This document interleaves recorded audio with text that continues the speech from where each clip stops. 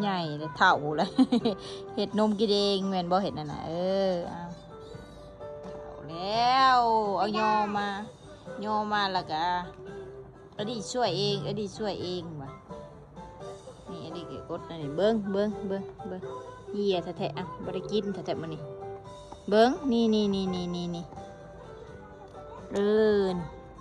พออัดเมียนแล้วตักไม้อีกน้อยนึงอัดเมียนมัน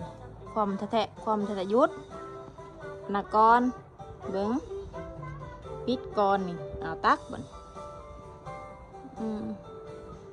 เบิ้งก็โอ้ยน้อยแต่ละพอแล้วหลายเลยจะนำมันหวานโพดพอแล้วเอาอัดเมียนนายอัดนมก็เป็น